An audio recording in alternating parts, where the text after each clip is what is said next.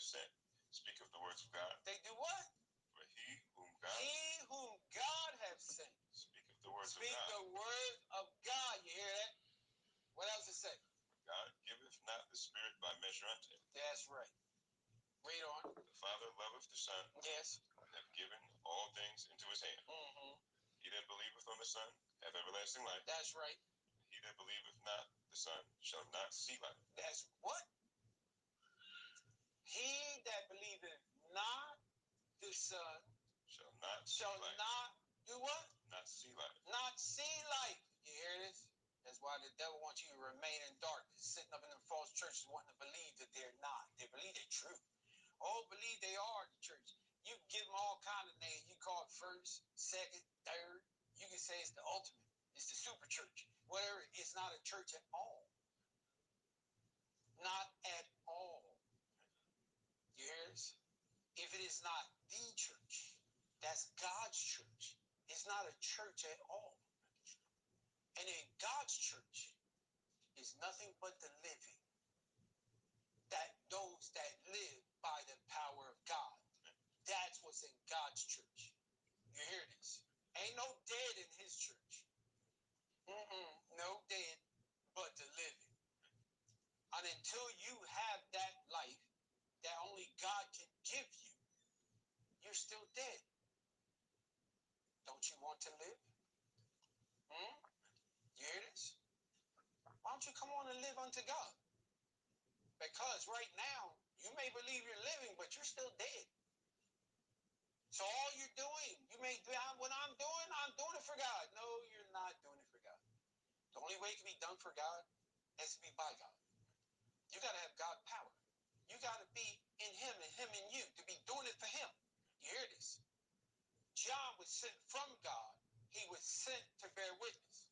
He was sent to be a witness. Now he's doing that for him, by him.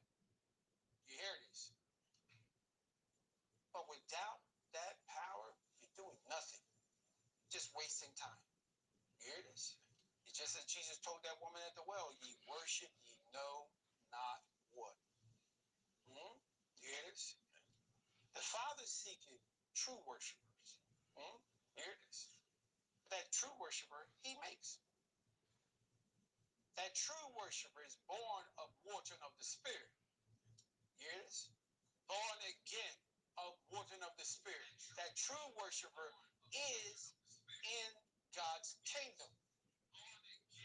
Not outside. In God's kingdom.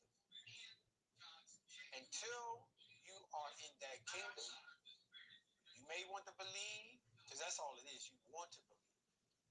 You want to believe that you are worshiping the Father, but you don't know him. If you don't know him, you're not worshiping him. If you don't know him, you don't know what you're worshiping. You hear this? You must, if you want to be God's child, if you ever want to go back with him, you must know what you're worshiping. You must be worshiping God to go back with God. And the only one that can worship God is a true worshiper. And that true worshiper is born. How? Of water and of the Spirit. Having been born again of water and the Spirit. You hear this? So until next time, one. Camden, Philadelphia, a part of the Beasley Media Group.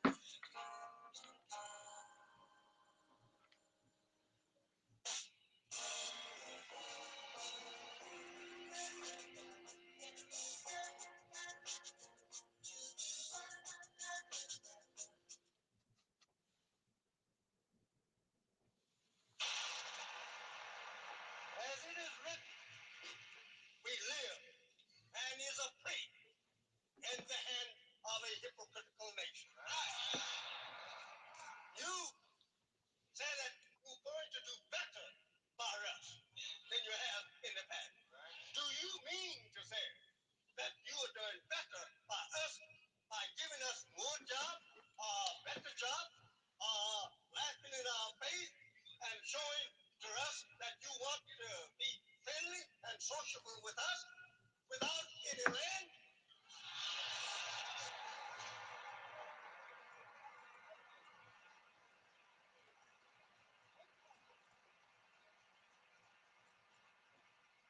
We love for our people what you love for yours.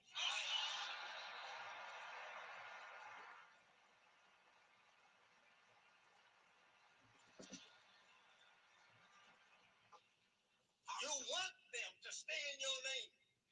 This shows that you're a hypocrite. You didn't mean that you had freed them. You know, as long as that so-called Negro are called by your name, he belongs to you.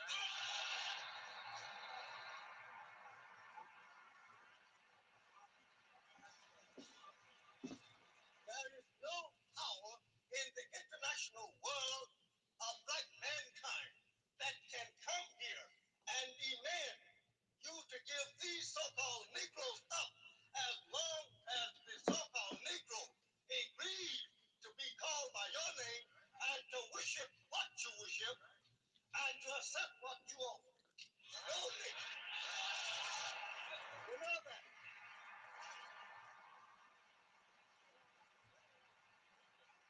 You know they are blind, deaf, and dumb. As Mr. Little O'Connor, yeah, a few days ago, referred to me as Elijah Pooh, and I have never been a Pooh.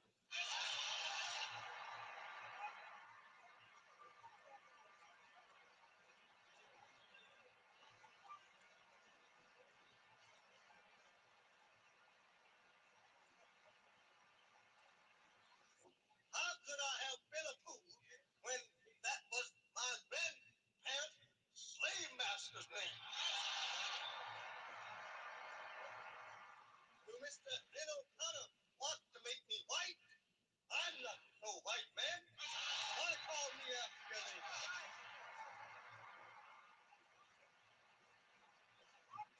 But Mr. Little O'Connor is very clever.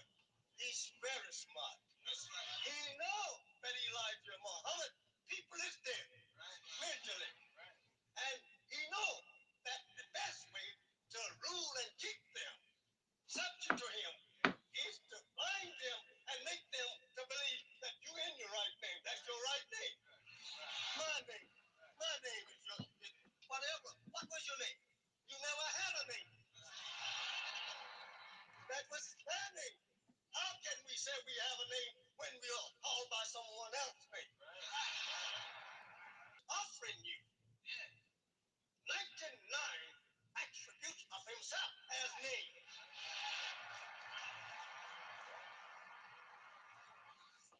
Falling under the role of so-called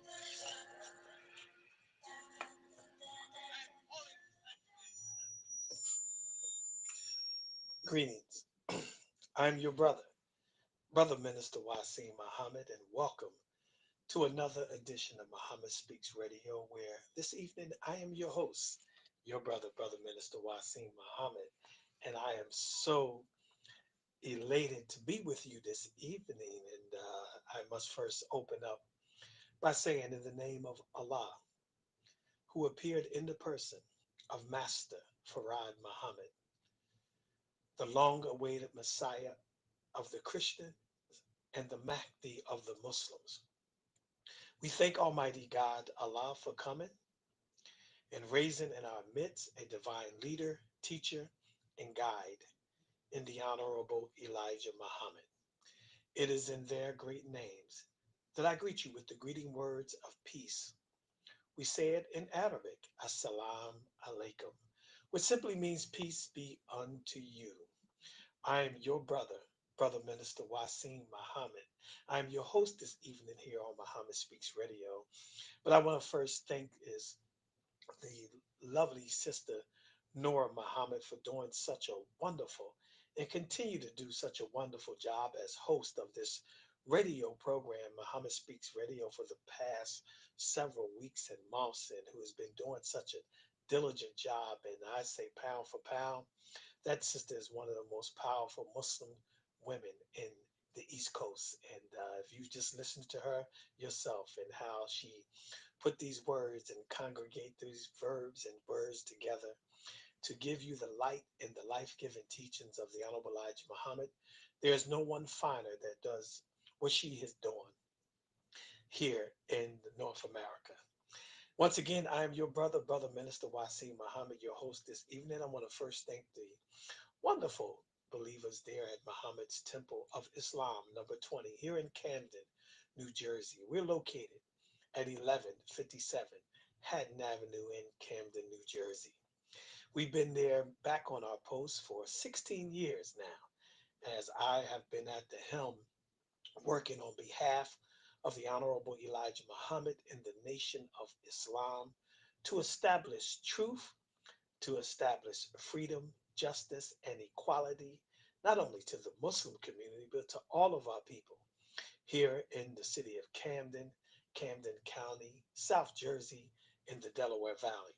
What we do is we open up our arms and doors for all of our people, the original people, the aboriginal people of this planet, for us to adhere to our assignment given to us by the last and greatest of all messengers of what we call him, whom you've just listened to here in the opening clip of this particular show, the Honorable Elijah Muhammad. And one of our jobs is to reacquaint you with that man and to reacquaint you with his teachings, because it is his teachings that we not only believe, but we know and understand today that are divine.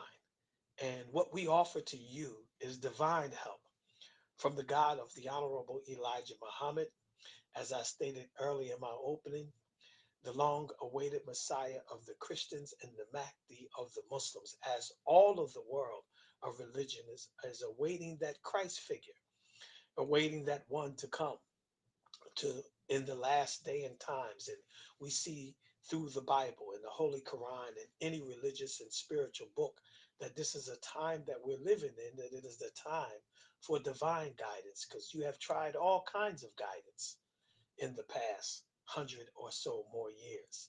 We have tried all kind of guidance in this time. So what we offer you is not only from a historical perspective, but from also from a perspective of living and being an example of the Honorable Elijah Muhammad, so that we can show you and prove to you, as show and prove, that the Honorable Elijah Muhammad's teachings are alive and well, and that what he left us to study and his teachings is what we need to continue to get out of the terrible state of condition and in the terrible future that we see coming in this country, that a future that we have to take the responsibilities in our own hands and be able to move again. As you were just listening to the Honorable Elijah Muhammad talk about how beautiful a good name is, and giving us through a historical perspectives of things that we don't quite often talk about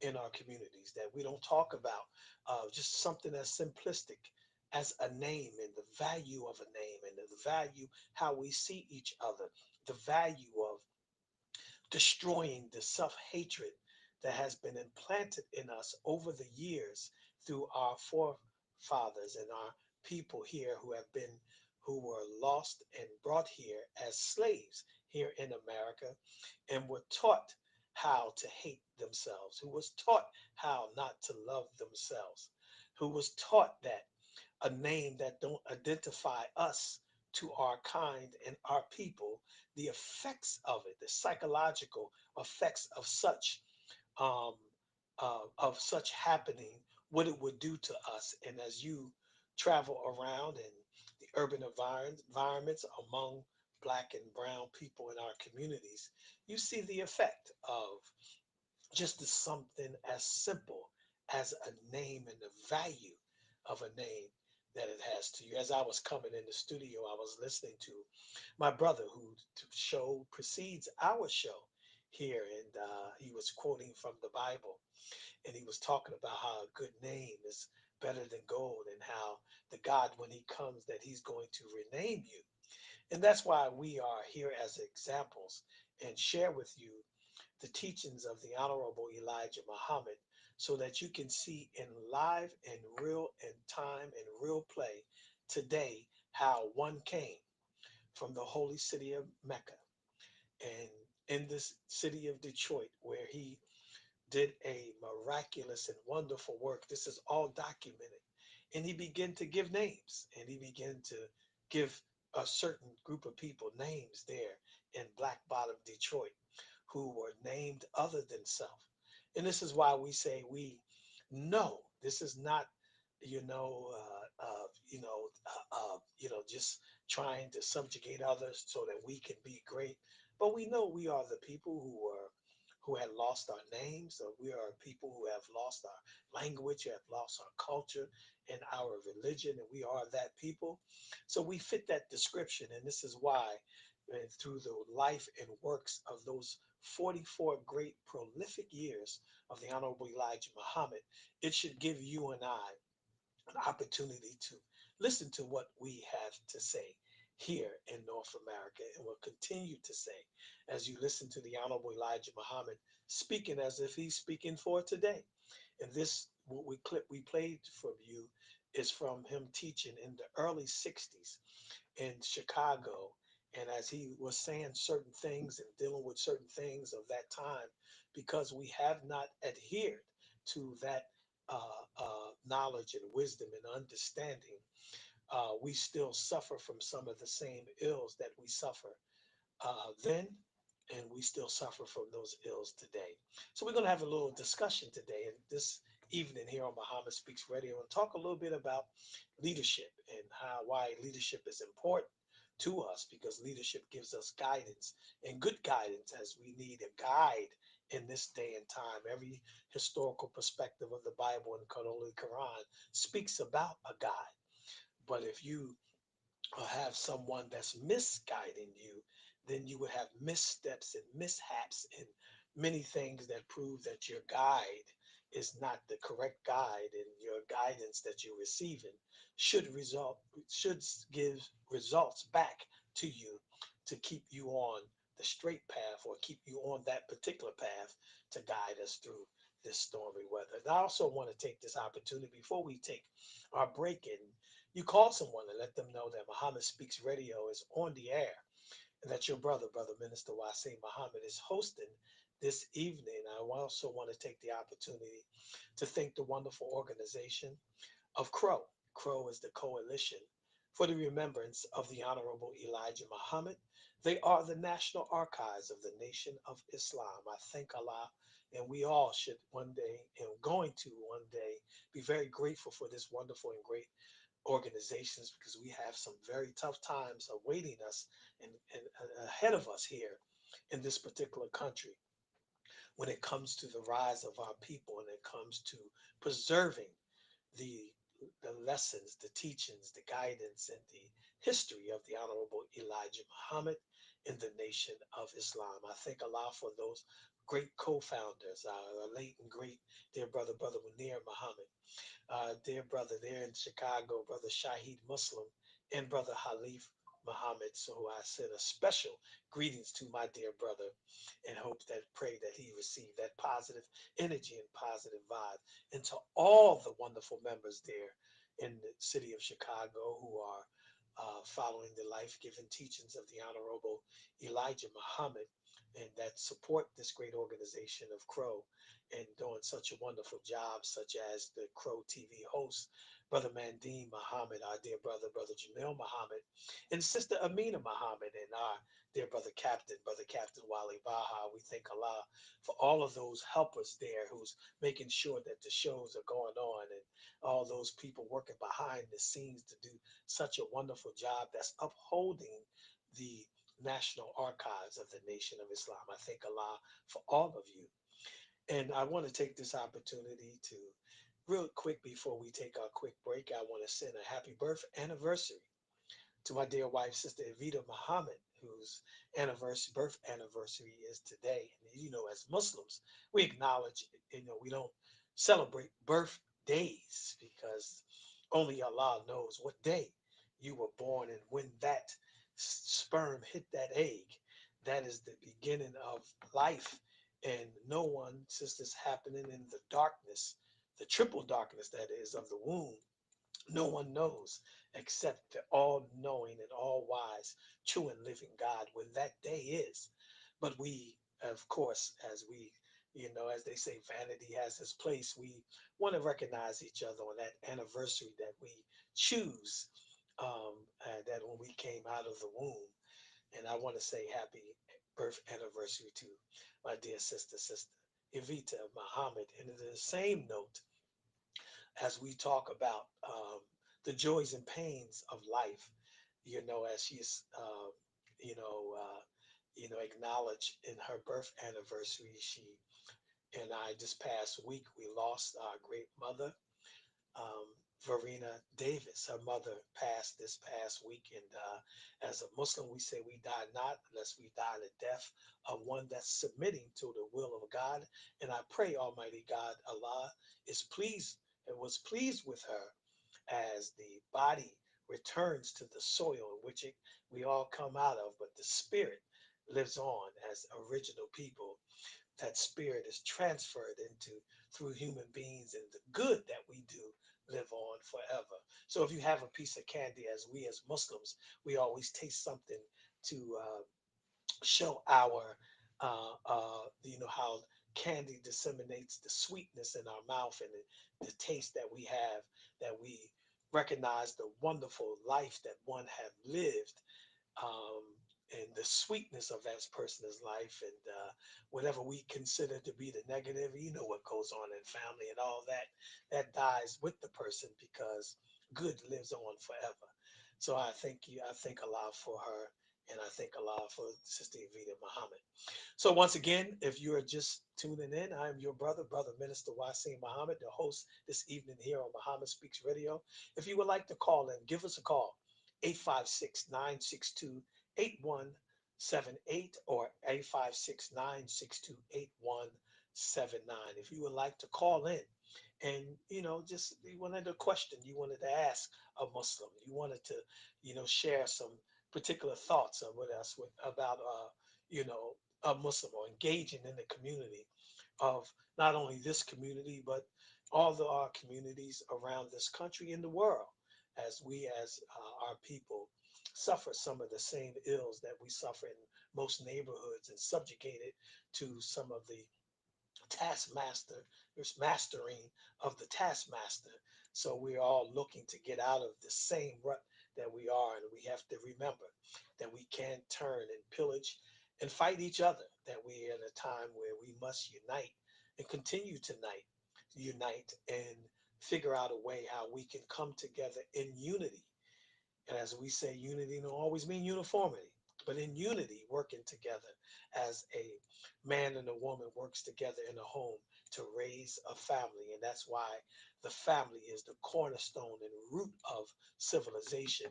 As we take that principle of family, we have to understand the same principle in our outer experience outside of our home, that we must operate as a family.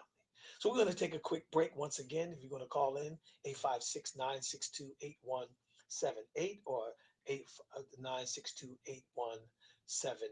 We're going to take a quick break and call someone, let them know Muhammad Speaks Radio is on the air, and your brother Minister Wasim Muhammad, is hosting this evening.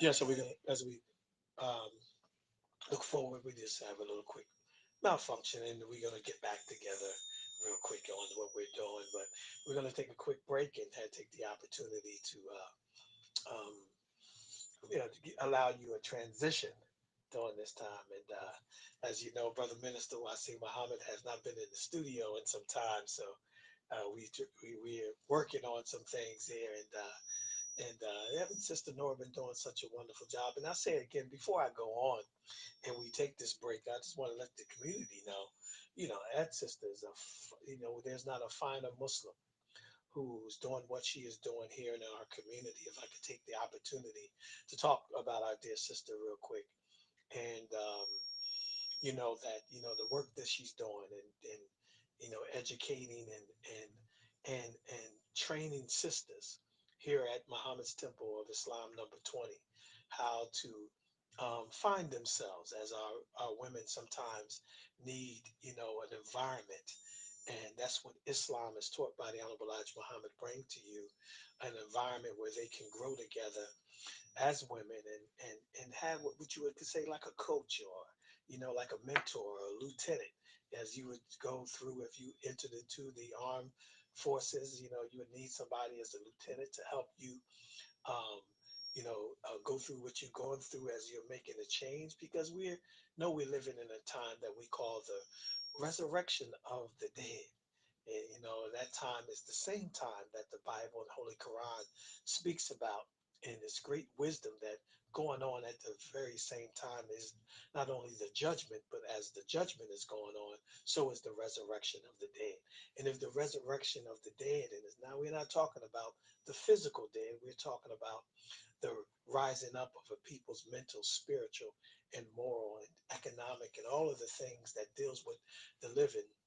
We would need some lieutenantship or some guidance along the way, someone to help us along the way. So she's doing that and training sisters. And if you see the sisters, and Sister Nora is just not one of her own, and she's one of a kind, but she's one of many of the sisters there at Muhammad's Temple of Islam number 20, that's doing a diligent and wonderful job. And each one of them can come on here and not only express the life-giving teachings of the Honorable Elijah Muhammad, but their life and their example, the way they live, the way they eat, the way they carry themselves, the way they discord in the community, the examples that the Honorable Elijah Muhammad, the femininity of the examples of womanhood is expressed and taught in those classes, and those sisters are dynamic in what they do. And even in times when men and women and people in the community may be disrespectful to them, they'll back off easy, because they know that our people have been made that way. Our people have been, destroyed. And the same people whom we come to help, that our Elijah Muhammad has raised us up to give that guidance and that leadership back to our community, are the same people sometimes that's going to bite and do certain things to you, and that don't get us upset. We just back up and move forward. I don't know, if brother, if you're ready for me. So we're going to take a quick break, brothers and sisters, and we'll be right back.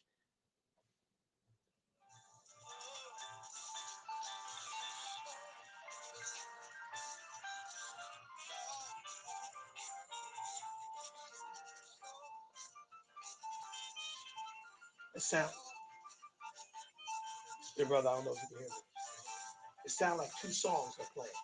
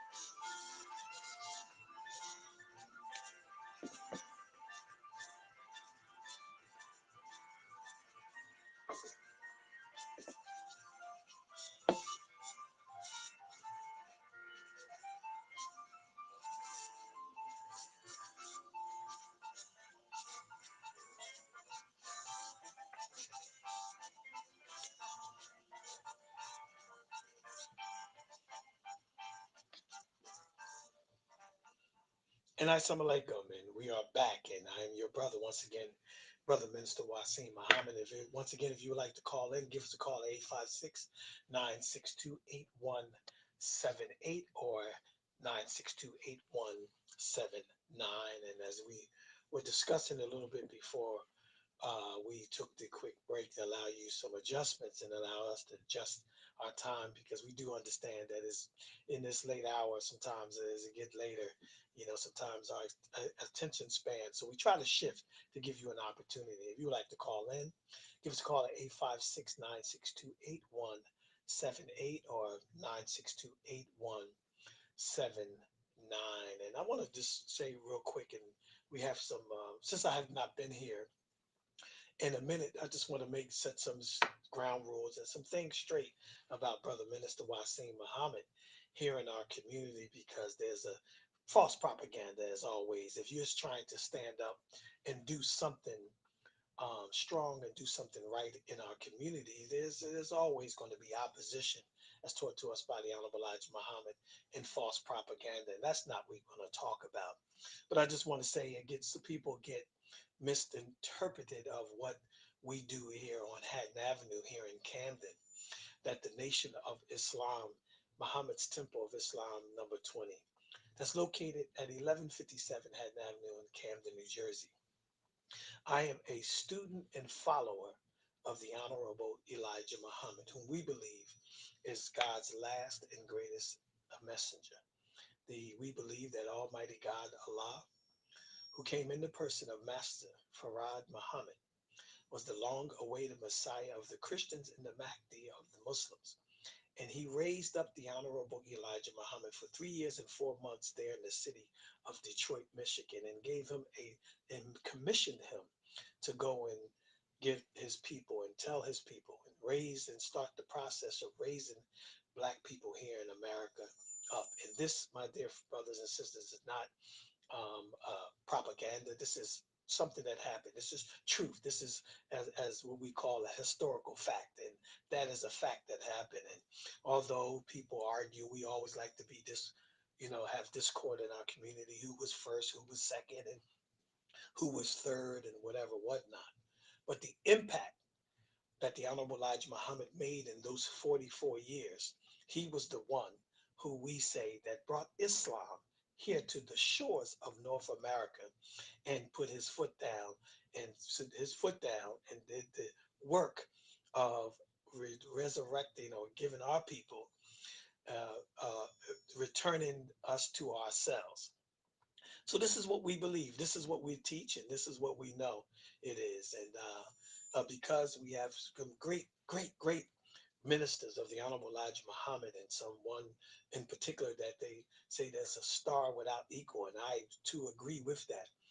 That one was a star without equal. But we're living in a time and a day that stars shine its light in darkness. And that's why the God put stars out there for us to see those beautiful. And we see limitless amount of stars, but it is always a bright star that shines bright just before daylight. And when daylight shines, my dear brothers and sisters, once daylight shines, then we no longer see stars again because we're not in that hour and time of darkness.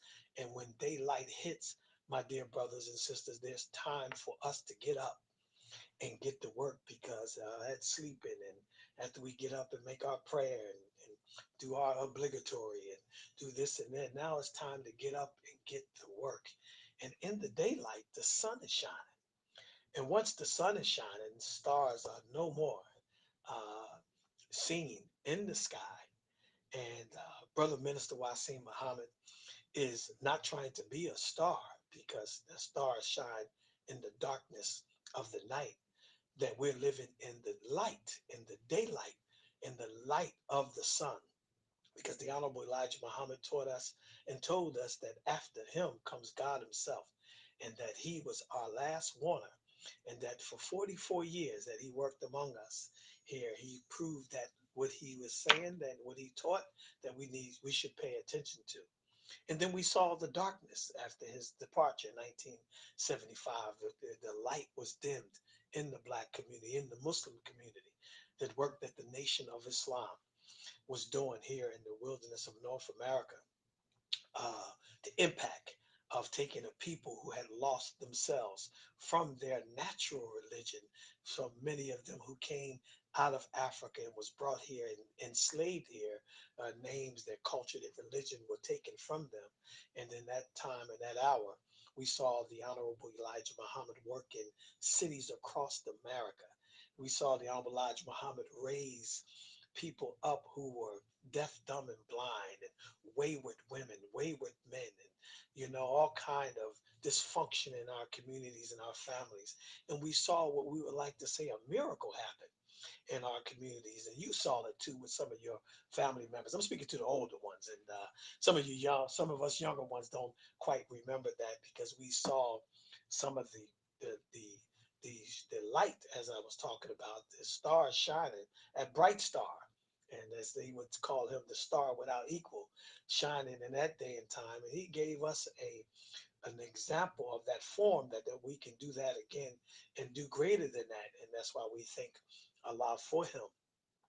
But nevertheless, we're living in the light of the sun, the daylight. And that's why you can turn on, social media, any form of social media, whether it's TikTok, YouTube, or Facebook, or any streaming device and apps that you have out there. And you can hear truth being taught by so many people. And some of the people don't call themselves Muslims, but you and I who understand and know that being a Muslim is not is not our religion.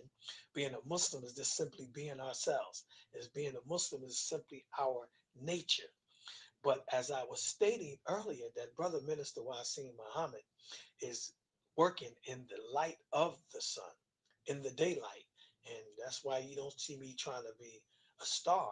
You see me working in the daylight, working here in our community to bring positive change and to bring resources to our community so that we can get the proper education for our children, so that we can build and do something for self, so that we can heed the call and the warning that the Honorable Elijah Muhammad taught us and said to us, that we can get busy and unite and get some of this earth that we can call our own and take from the earth and produce our own community needs.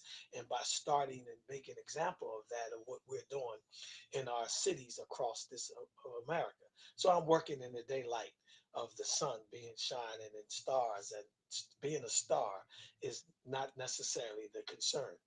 And that's why you can see those who are working alongside us and working with us, and various friendships in all walks of life that we have that's working with us. You see us getting up, going to work. And, I understand that we need, to be inspired by words and speech, because it's the word that's going to get us up. It's the word that's going to get you to pay attention. But it's the physical things that come behind not listening to the word, or the words. It's the physical things. And I want to say it like this. It was an old brother minister that trained me. He would always say, it's a hell of a thing to wake someone up and then have nothing for them to do. It's a hell of a thing to wake someone up, and now that you woke and you have a bunch of woke people, and when woke people get together, then we should see positive change. We should see things happening in our community. And that's why, our enemies in our community, from internal and external, I want to say that again, from the enemies in our community, which are internal and external. The Honorable Elijah Muhammad gave us the knowledge of ourselves and the knowledge of our enemies. And once you have that knowledge of yourself, so I don't care what religion you practice, what religion you study, and what you believe in, if you don't have a knowledge of yourself and a knowledge of others in reality, if you don't understand that reality, if you walk out on the football field and you don't know through the color of the team's uniform, the teams wear the same uniform so they can identify each other and they can identify the opposition of the team. And if you don't know that, you're going to not, be able to perform in the manner in which you and I need to perform, because we don't know who's on first, who's on second. We don't know who's on the flank and who's not on flank. We don't know who to pass the ball to or not pass the ball to. And we'll have confusion and chaos. And that confusion and chaos is what our community look like.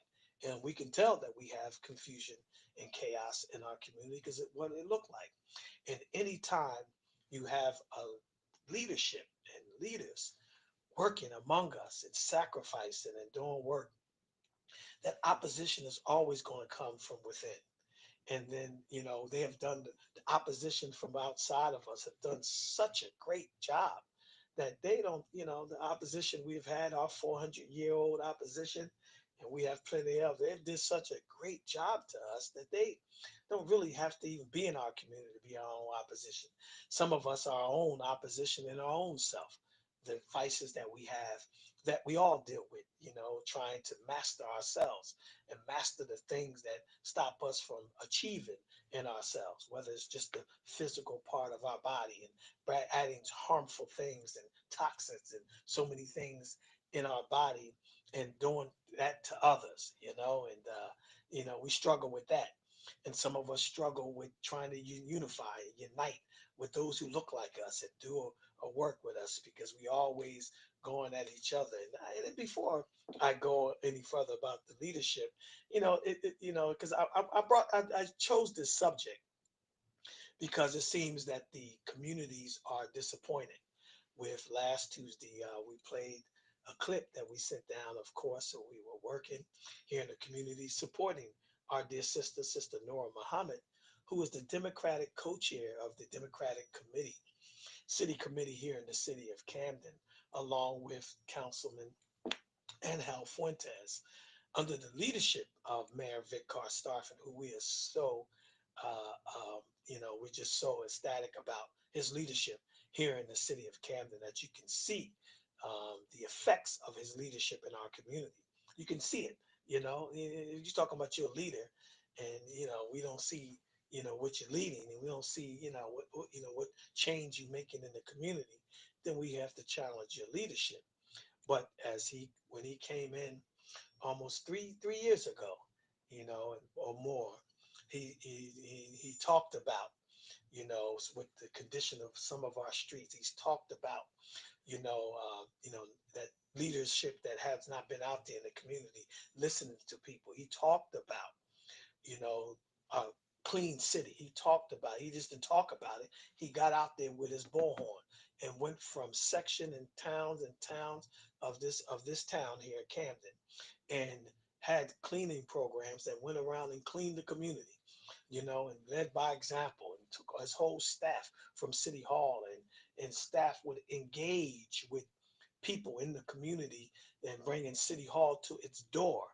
And he did all of that, changing the paradigm of what leadership looked like in our city, that we no longer going to pay attention to people who just talk, that we're going to listen to people who just run their mouths, that if they're going to, run their mouth and talk. And we need some of that too, that we got to get out here in the community and lead by example. And I think that's one of his greatest attributes, and one of the many great attributes that he has shown in his leadership.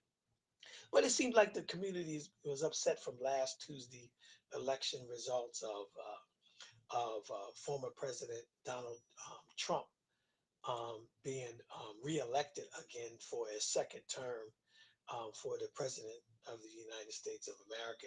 Many of us were shocked, and many of us would, disappointed.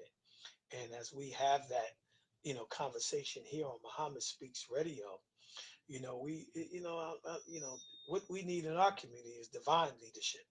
And once divine leadership, of course, we can put all of those components together in our community and work along the political factors, and not only the political factors, the social factors of what us as preachers and teachers must do, with our business community must do.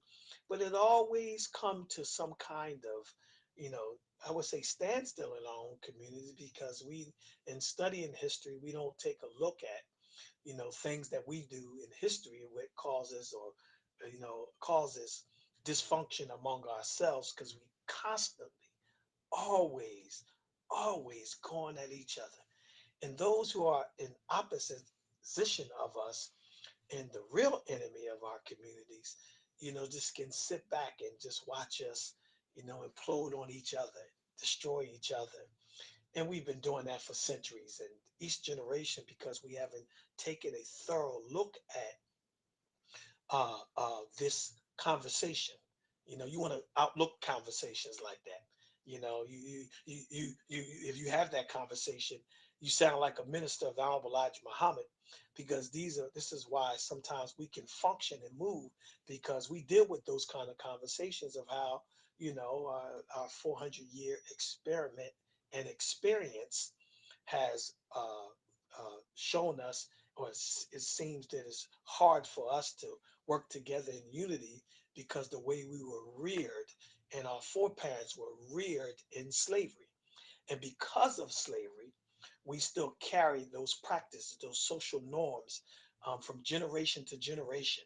And even go back further than that. This is why we love the life giving teachings of the Honorable Elijah Muhammad, because those separations happened way before we were brought here. And Honorable Elijah Muhammad taught us about that separation when we separated from the Holy Land and went down into East Asia, that we call it at that time, before the conquering Europeans, that now they call Africa, that our people went, and that our father Shabazz went down into the jungles of Africa to prove some points. But nevertheless, that kind of rebellion gave us the spirit of being in tribes. And this tribe here, we all become proud in our tribes, and become you know uh, uh, you know focused this in our tribes. And that causes a lot of division in our communities, and even in other communities. They have different tribes, and they have different tribes and different focuses, but yet they come together as a united Europe, or a united South America, or they come together as a people, and they unite their tribes together for the greater good and for the greater help of their people, and understand that they have to have some sort of government, some sort of working together, some sort of norms or similar norms, even though they may be different tribes, but they gotta work together on certain type of principles, and enforce that kind of unity to become a nation. And that's one of the things that our people didn't do in Africa. And that's one of the things that our people didn't do here in the shores of North America. So when people came who were organized to those land masses, when the people came who were organized in different tribes, but they worked together, whether it was Spain, whether it was Portugal, whether it was England, they had different tribes, whether it was Germany, the Germanic tribes, all the different tribes worked. They were different tribes, but yet they knew when to work together. And those people who worked together, when they came into Africa, who all of us were different tribes of people there in Africa, because we were disunited and into our own little isms and schisms and tribes. Our people who were here, 16, who were exiled here 16,000 years ago, that we call the Red Indian. When they were here, they were in different tribes: the Paraguay, the Cherokee, the Navajo, the Yavapais, all the different tribes of our brothers and sisters here in North America. So when the Europeans got here, because they weren't united in their tribes, just as we weren't united in Africa with our tribes, the man and women who were united have us here to this very point in our history today. So that's why we have to be able to learn how to work together, and be able to, as a people, work together in unity with our different tribes. And we can't come together in unity if we all just pillaging each other and going at each other and trying to destroy each other. That don't do nothing but help our enemy. And when our enemy, because our enemy reared us and knows that about us and understand that about us, they fund it. They push it. And then we just like it, and we fund it ourselves. And we think and see that being a turncoat and beating up each other in our own community and coming at each other, we just see that as just such, you know, you know, we love it, we delight in it, we can't wait to do it. That we use that as an opportunity to try to cause unity, because we beating up on each other. How can you try to cause unity from disunity? How can you try to have function from dysfunction?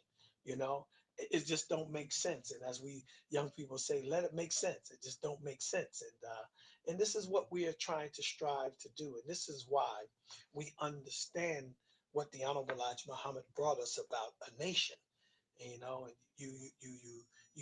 because we've been made lazy, you know, because when you're dependent on others and you won't get up and do something for yourself, think about, you know, our children, you know, if we have a lazy son or daughter, you know, you trying to train your child, and, you know, as they dependent on you, but they're too lazy to get up and do something and clean their room for themselves. Think about how you feel when that happens, and how the perception, even though that's your and I duty and job to train our children, but to someone who is not their duty or their job to train someone that's lazy, you know, they take a dislike for that. And that dislike turns into disrespect.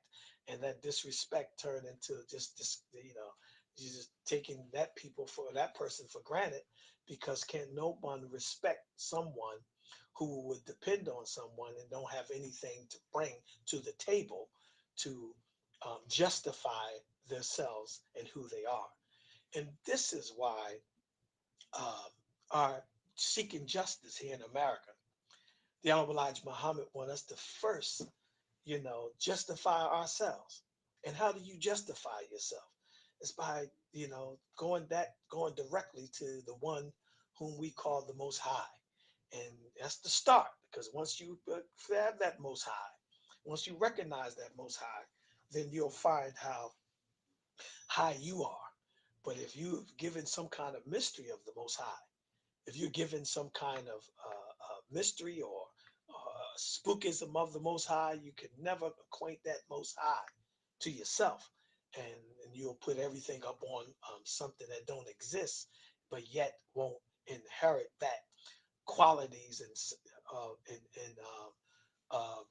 you know, and principles of that Most High. And that's why when we opened this show, the Honorable Elijah Muhammad talked about the God allowing us to, you know, wear his 99 names, you know, so that we can try to use those qualities to recognize not only the God that's in, and that's the most high, the most intelligent, the all wise and true and living God, but we'll understand that our part in that, you know, what's our part in that? You know, it's always trying to put something else, as the Honorable Elijah Muhammad said, on some other fellow to do something for us, you know, because we want to disconnect ourselves from that entity so that we don't have to live up to what we're saying, what we're trying to live up to.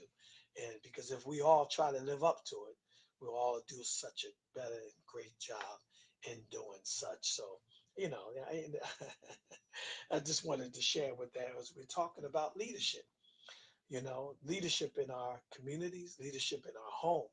But as we're talking about this past week's election, you know, I would say this to our young people, because we want to make sure, my dear brothers and sisters, that we don't pass down, if we don't take a careful look and study at some of the, you know, off roads or mishap or missteps that we make as adults, that we're not passing on to our young people who were discouraged because our dear sister did not get into the office as president, and take a look at it and to have these discussions to talk about it, to see where is that and where the country at. I believe, and I not believe, I know this country spoke well. You know, it spoke well about what it thought, and it spoke well about um, you know, what you may think of President Trump and what he, you know, as the media has lambasted him and destroyed them, whatever you think of it, whatever they call it. I can personally say that whatever they call Donald Trump, or racist, this or that, you know, whatever they charged him with in court, he's a criminal and all of these things. I think it's kind of disingenuous for America to say that, because, you know, everything that they're trying to charge, as we say, Donald Trump, when they try to, or convicted him with, is what this country is guilty of. So pay attention to that, So maybe the country is trying to, maybe God is trying to give you a mirror of yourselves in this country so that you can see yourself. And it seems like the people is calling for that kind of leadership and, that kind of criminal leadership again and lying leadership, as we say about Donald Trump. And last I checked, some of what was how this country was built. It was built on that kind of leadership. But when we got our heads down in dribbling, as we say in basketball terms, dribbling with our head down and can't see the court and trying to divide our communities from male to female and women against men and the black women against the black men. And maybe we could, talk about how we can unite rather than divide and divisive. But one thing we have to understand in leadership, my dear brothers and sisters, we always got to put the best team on the field. We always got to put the best quality of players on the field. If in any leadership role, if you are not performing well, if I go on a basketball court, as I always say, my first name was Magic, my middle name was Jordan, and my last name was James. If I talk about what kind of basketball player I was, you would think that was of me. But unfortunately, I didn't hit enough jump shots. I didn't get enough assists, to be able to be the best of the best. And I definitely enjoy my experience of what I have done and played and playing basketball and how it has gotten me to this point. But I'm just making a point that you can understand and adding some humor to it. But nevertheless, we always got to put the best people on the court. We talk about leadership. Leadership is about making decisions and making decisions of putting the best and moving the foot forward. And if you are the coach, if you are the coaching staff, you have to make some tough decisions, some tough choices. And when you are held responsible of putting the best players on the field, the best players on the court, it's not a or the ones who perform the best. In some individual sports, we know that you're the best because you knocked the next opponent out. In track, we know you the best because you ran faster than the next person who you ran faster than. But when you're talking about team sports, you're talking about camaraderie. You're talking about how they all play each part together, whether you playing your part and doing your part in it. In leadership, as a coach or as a business leader, as a civic leader, as any kind of leader, you always want to try to put the best players on the field or the best players on the court. So that's another component of leadership that we can't become so, emotional when it comes to decisions and choices that we have to make in leadership, that we have to, when it's our time and when it's not our time and take it for what it is and keep moving forward. So as speaking about time, I see that our time is running down. And before we run down, I want us to play a clip from the Honorable Elijah Muhammad so that we can understand what we who follow him, the Honorable Elijah Muhammad in the Nation of Islam, and whether he's here or not here, he left us the guidance and the guide, which is his teachings and program and position. And this is what we at Muhammad's Temple of Islam is trying to show you, that the program, that through his program and teachings, that we can make an impact in our community. Yes, we got to teach and inspire and continue to do that. But what our people need today is tangible leadership, is leadership that is working in the daytime and working in the daylight, making things happen, because the daylight is the time that we work and we rest at night. So as the light of the sun is day, in our time we got to get up and we got to work. If you're complaining about the educational system, then build us and then build you build a small educational system where you're at and show what you can do in your classroom and what you can do in your area. And then maybe you can talk to people. We talk about, economics and business and all of those things. And you have to show by example and lead by example of that in our community, inspire our people and bring it together. If we're talking unity, we have to preach unity. If we're preaching unity, we have to be unified with people and don't be disunited. So as we're going to take a quick break before we come back, I want y'all to hear from the Honorable Elijah Muhammad. I know this to be the truth, for I have already visited the holy land of Islam, the government of Islam. I have visited, and I was received as a brother by all Muslims there in those lands, from the least to the greatest, and from the greatest down to the least. I were accepted as the brother of the brother Muslim in Islam.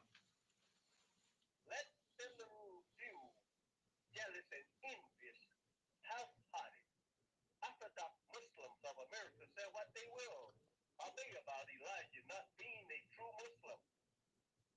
But I want them to know I was well accepted as a Muslim in the countries and homes where they originally came from. By all, from the least to the greatest of their land, accepted me as a Muslim. Let him say whatever he wants to. Let him say that Elijah is not teaching true Islam. It matters not with Elijah what he may say, for I know why he talks like this. He's in America, and he wants to hold the friendship of America and destroy even the unity of his own religion. And for this kind of talk doesn't make you look great, it makes you look like a fool.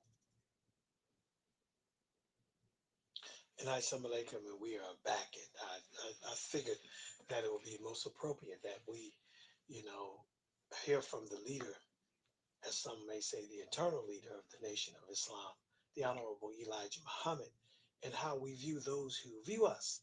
You know, whether you are a Muslim or Orthodox Muslim, and whether you are a member of some, you know, different various groups here, pardon me, since 1975, the various groups of the Nation of Islam, we say, let our works show who we are. If we're following the leadership and principles of the Honorable Elijah Muhammad, and there's some great leaders out there, but the issue is that some of us are not following their leadership and their principle and their guidance, because the guidance of successful people breeds guidance and breeds success. And if you're working in the vineyard and you're leading and following the example of something, then we should see the results of what you're following. And if we don't see that, and we see you just praying and just doing certain things and calling us that we are not true Muslims here in the city of Camden, then I say, show us. That's all we can say. And if you show us, it's good for you. And what's good for you is good for me. And what's good for me should be good for you. My dear brothers and sisters, that seemed like our time. And I think that was the best way that we could end this night out, as we can,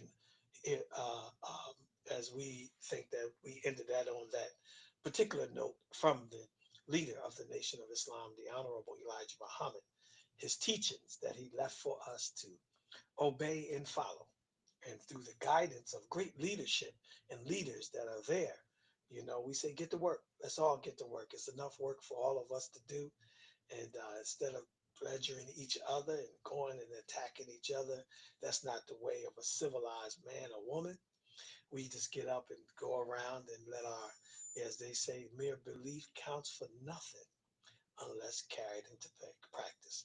I thank you for listening, and may Almighty God Allah bless you. And as next week we go have the delight of hearing from Brother Kadir Muhammad here back on Muhammad Speaks Radio, as Sister Nora will be back soon.